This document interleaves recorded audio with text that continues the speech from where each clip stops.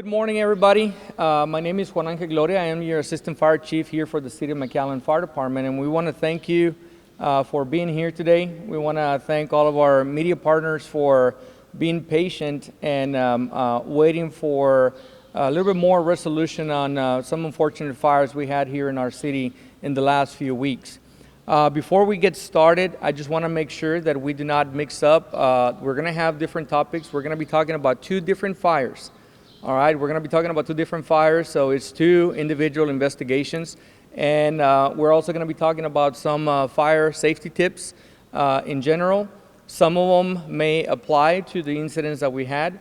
We're going to also take the opportunity of having you here today so that we can talk about the cold weather that we're going to be experiencing here within the next couple of days. And that is going to be here in our valley for, through the weekend and the actual Christmas days.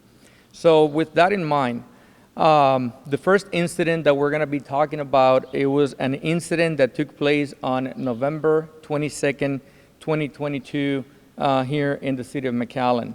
The location of the incident was at 761 Loras Lane. This location is inside a trailer park here in our city, and that particular trailer park is located at 400 North McCall Road. So on November 22nd at 6:33 p.m., our emergency communications office received the notification of a structure fire, and right from the get-go, the initial 911 caller informed us that they had seen the occupant of the house still inside. So right out of the gate, our firefighters responding, knowing of the potential of a fire victim inside the house. When our first fire engine, when the first fire crew arrived to the scene, they encountered, in fact, a mobile home that was heavily involved on fire. The fire was predominantly towards one end of the home, and we're talking about heavily involved, top to bottom, rapidly advancing from one end of the mobile home towards the other end. At the moment, our firefighters' first task was that of search and rescue, and so McAllen Fire Engine 2 made entry into the mobile home, fire hose on hand, and they began the search and rescue patterns inside the home. Considering the stage of how advanced the fire was, our firefighters were met with heavy fire, heavy heat, zero visibility inside the home, and so in the process of doing their search, they started applying water to the fire, and the actual knockdown of the fire was rather quickly. Fortunately, we did not have any exposure concerns at the moment of the initial arrival. Any other adjacent trailers were, at a good enough distance to where we didn't have that concern. So all the efforts of McAllen firefighters was straight into the search and rescue of the victim. The fire was quickly put out. The search continued, and in fact, unfortunately, our firefighters found a male individual still inside the home that unfortunately had passed away. So our arson investigators, or fire investigators, initiated the investigation with the help as well of some assets from McAllen Police Department. And one of the critical things to mention here during this release is that witnesses were able to account for the occupant of the home already being outside of the house. And I'm going to ask that you keep this in mind, that the occupant was outside of the house and went back inside before the first fire unit arrived, and unfortunately, he did not come out. The name of the deceased is Mr. Adrian Gonzalez. We're talking about a 58-year-old male patient or male individual. And through forensic analysis, the official cause of death was determined to be smoke inhalation. What this tells us is that Mr. Gonzalez, when he opted to go back inside the house, he was basically overcome by the smoke and the superheated gases causing them to collapse and not being able to get out of the house in time. So right now, when we get into the safety tips, just please keep in mind about, once outside of the house, stay outside of the house. The overall, the manner of death, this particular fire is gonna basically go as an accidental fire. There was no malice, there was no other concerns regarding this fire. Now, during the process of the investigation, the fire origin was established to be between the wall that separates the kitchen and the restroom. That's where the fire originated. Now, there is a difference between your area of origin and the cause of origin. When it comes to the cause of origin, what started the fire, what caused the fire, our arson investigators were able to identify multiple possible ignition sources. And when we say multiple, we're talking about different appliances. There was many different areas or many different appliances that could have started the fire.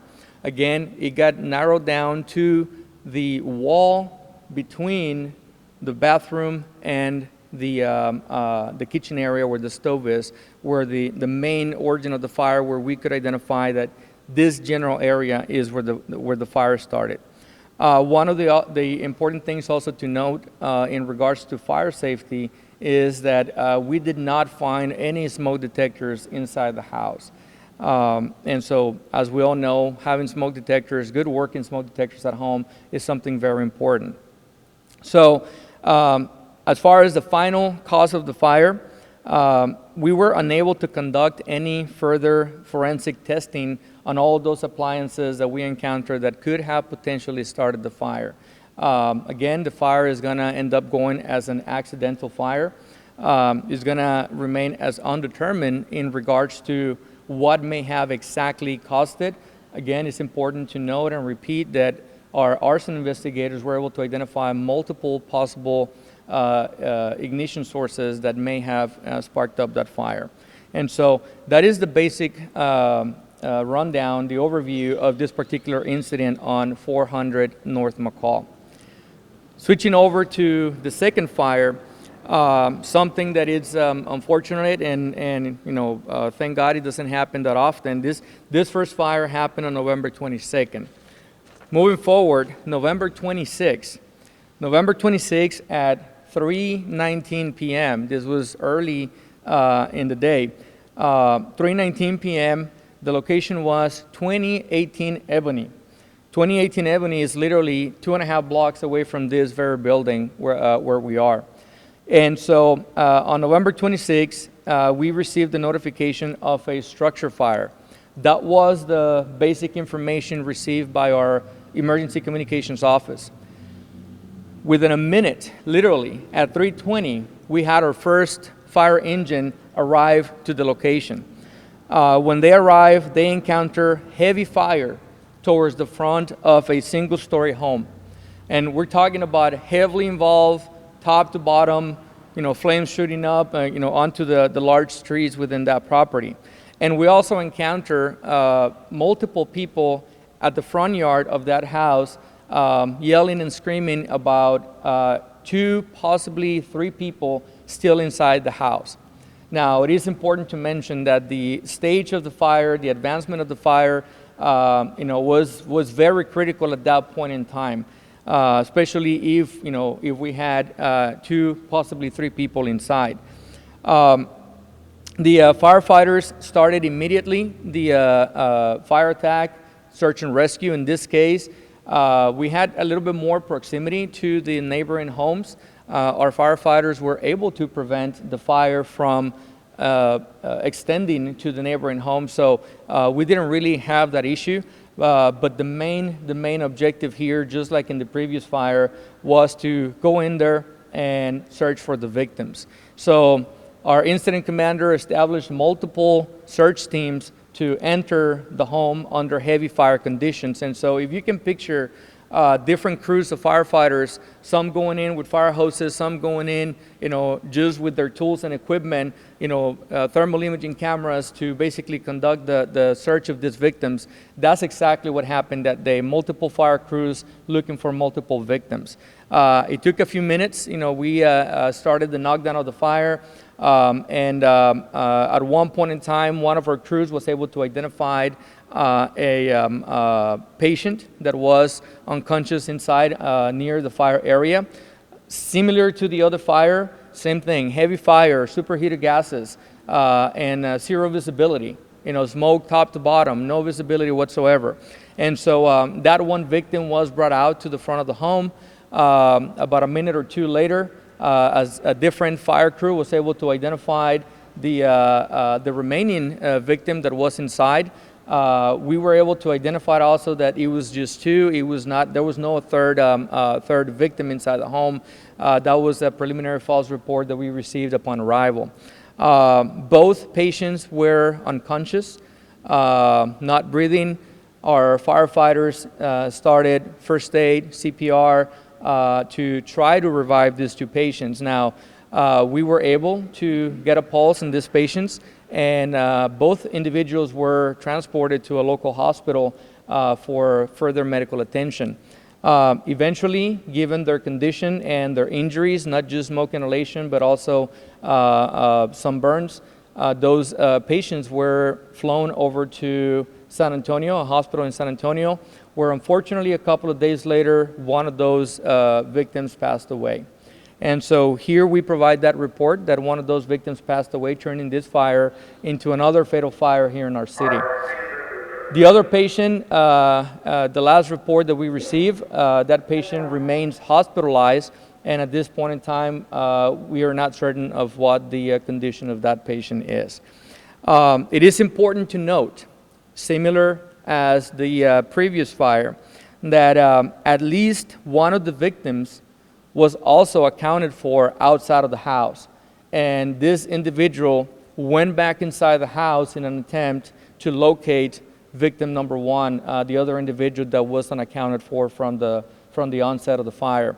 Unfortunately, in the process, that victim that went back inside was overcome by the superheated gases and the smoke and was unable to come out. And so here we have a repeat situation of the individuals being outside of the home and going back inside. And so it is very important to, again, understand once outside, please stay outside. We can go back, and not just in the history here in the McAllen Fire Department, but just statistics nationwide in which a lot of the fire fatalities are individuals that were already outside of the home and opted for one reason or another to go back inside. Final thing to note on this particular fire is that there was also no smoke detectors on the home that could have alerted them earlier about the fire developing. And in this particular fire, contrary to the first one, the first fire that I talked about, that particular investigation is already closed. This particular fire on Ebony still is an ongoing investigation. It's a team effort between McAllen Fire Arson investigators and McAllen PD. And so that is the extent of the information that I'm going to provide you today about this particular fire. Again, it still is an ongoing investigation. This is the extent of what I'm going to provide in this particular fire. Moving forward, we take this opportunity to emphasize about general fire safety tips. The U.S. Fire Administration, based on their statistics, in 2020, that's the last year from which we have records, 2020 nationwide, we had 3,790 fires. Fatalities, fire fatalities in our nation. With that in mind, basic safety tips about evacuating your home. Have a plan. I mean, we can talk all day about all kinds of different tips, but if we had to narrow it down to something, have a plan, practice your plan, all right? Especially if you have little kids or if you have elderly people at home with challenges being able to evacuate in the event of an emergency. practice your plan. Be familiar with your windows. Be familiar with your, different access, back doors, front doors, side doors, whatever it may be. Understand how they operate, and also have a meeting place, a designated meeting place. It could be your mailbox. It could be the tree in front of the house. That meeting place is to make sure that everybody goes to that location, regardless of which means of evacuation you utilize, making sure that everybody goes there so that we can have accountability of everybody at home. So have a plan, practice your plan, have a meeting place, and I'm going to emphasize it yet one more time. Once outside, please stay outside. Give an opportunity for our firefighters to get to the scene to help you out. Regarding the current temperatures and space heaters, we need to remember that when it comes to space heaters, we need to have at least 3 feet of space between the space heater and any combustible material, regardless if it is the sofas, curtains. During this time, Christmas trees, Christmas ornaments. Be careful with your pets. Be careful with kids. And the surface, make sure that the surface where you have your space heater, it's a level surface and it's a non-combustible surface. Don't put a space heater atop of a carpet or anything that may be combustible. Please keep that in mind. Now we have electric heaters and we have gas heaters. In the event of gas heaters, make sure that all of your connections, all of your hoses are in good condition. And in the case of the electric space heaters, make sure that they are connected directly to the wall, that you don't have any other appliances connected to that one outlet, and do not use extension cords for connecting a space heater. If you have any concerns, okay, and this links back to our first fire, if we have any concerns about the integrity of our electrical system at home, or outlets, or breaker boxes, anything on the electrical system, please hire a certified electrician. All right, a lot of us try to, DIY. Please, if you have any concerns, hire a certified electrician. Similarly, if you have any concerns about the infrastructure at home regarding your gas piping, your gas connections, your gas valves, hire a certified plumber. Please hire a certified plumber to come and come home and make sure that all of your appliances and connections are operating properly. Very important, once again, I'm going to emphasize about smoke detectors. Make sure that you have them at home and make sure that they have a good working battery. Take the opportunity to test them frequently to make sure that they're working properly. And if you do have gas appliances at home, besides a smoke detector, we advise you that you have a carbon monoxide detector. All right, it's 2 different things and they have 2 different purposes. And so have a carbon monoxide detector to aid you in identifying if you have improper combustion of those appliances inside the house. Carbon monoxide in large amounts for a long period of time can even be lethal. And so please make sure that you have both your smoke detector and your carbon monoxide detector. Now switching over, turning into the cold weather coming up. During cold weather, there is a susceptibility to have power outages. So in the event of power outages, if you're going to run a generator, do not run the generator inside the home. Make sure that your generator is out in the open in a well-vented area, and even take into account the wind speed and the wind direction, especially the wind direction. If you have your door open here where your extension cord goes and you have your generator outside, but the wind is coming towards the house, that exhaust from the generator may be still coming back towards your home. So when possible, take into account the wind direction and make sure that your generator is downwind from your home so that you don't get that exhaust coming back towards your home or any inlets for AC units and appliances of that nature. Only outdoor for the generators, and take into account the wind speed, and the wind direction, I'm sorry. Christmas decorations in general, be careful. Make sure that your extension cords are in good condition. Make sure that you don't have any of your ornaments near any ignition sources. And especially if you have a natural Christmas tree, make sure that it is properly hydrated by having a bowl of water at the base of the trunk of the tree. Of course, just be careful in general when cooking. We're going to be cooking meals during Christmas Day and during New Year's Eve, so be very careful with that. Those are some of the very basic core safety tips that we want to provide. And finally, our final topic today is about the Christmas time Arctic outbreak of 2022 that we are about to experience here within the next day or so. So this outbreak, the projections right now are telling us that the temperatures are going to drop below freezing levels. And this is going to start on Thursday, December 22nd, especially sunset time moving forward is when the temperature is going to start dropping drastically in a matter of just a few hours. And so this is going to be fully experienced by Friday morning of December the 23rd, when we're going to have those below freezing temperatures. Now, we also need to take into account the wind speeds that, especially when the front is coming in, is going to potentially have winds in excess of 35 miles an hour. That's the last report that we received. And so the field-like experience is actually going to drop the temperatures to, it's gonna feel like being on the teens. And so we're gonna experience very cold temperature, very cold winds, sub-freezing temperatures in general, and this is expected to last through all day Saturday, December 24th, and hopefully by the 25th, Christmas Day, it may start getting a little bit better. But basically, Thursday night, all of Friday, all of Saturday, until Sunday is when we're going to be experiencing these sub-freezing temperatures. These temperatures, looking at our records, this is the coldest temperatures that we have experienced here in the valley since 1989. So let's not underestimate how low the temperatures are going to go. Bottom line impact to our area in general. Of course, hypothermia is our main concern, not just for us as individuals, but also for our pets. Pets, livestock, especially in the farming areas, we need to be careful and make plans now for protecting them. The high risk of crop and plants being damaged as well. This is the time right now to start protecting our plants and our crops. And of course, damage to exposed piping, especially your water piping. So this is the time to start taking care of all of that. We need to be prepared by sunset of Thursday.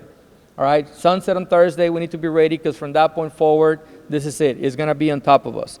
We mentioned about the wind speeds that we're going to experience at least, the first hours as the front is coming in. And the basic key recommendations to narrow it down: people, pets, plants, and pipes. We need to be ready by Thursday, as we mentioned. We need to be ready with food, water, and medications just in case of power outages. And let's not forget about our vehicles. Make sure that our vehicles are in good conditions. If your battery has already started to give you some problems, maybe today is the time to go and replace it. With the frigid temperatures, and sometimes the batteries basically are not going to have the same cranking power. And so and also make sure that your vehicle has been winterized in regards to fluids. Space heaters, we just talked about the safety tips on that.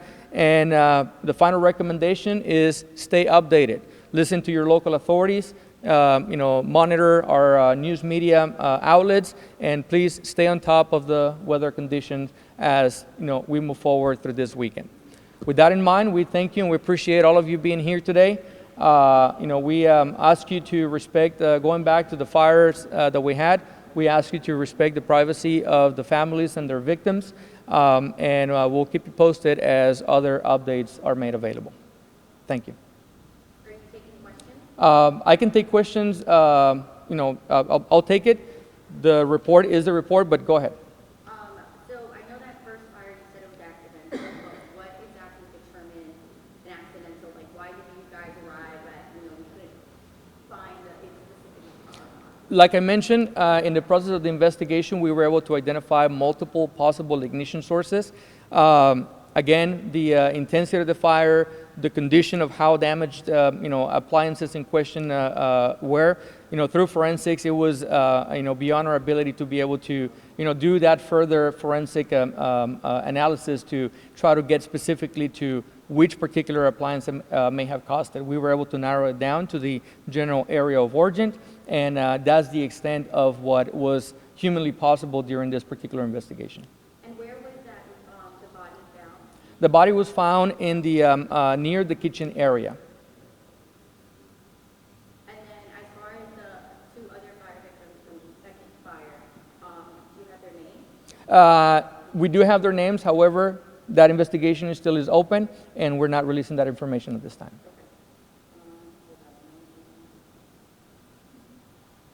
I have a question. So you mentioned on both those fires, the homes didn't have a smoke detector. That is correct. Is there anything the McAllen Fire Department does to either assist with smoke detectors in the home or installing them? Or? Actually, thank you for asking that question. We've had some initiatives in the past in which McAllen Fire Department has partnered up with the Red Cross or other agencies, volunteer agencies, to canvass different areas of our city. We are literally in the process. Just this morning, I got an email from our public education officer. He is in the process right now of creating another one of those initiatives. So we're hoping that here within the next month or so, we may have a little bit more information about an upcoming smoke detector initiative within our city. And then for the second fire, you said one of those victims died. What was the specific cause of death for that? At this point in time, that particular fire is still under investigation, and that's information that we won't be releasing today.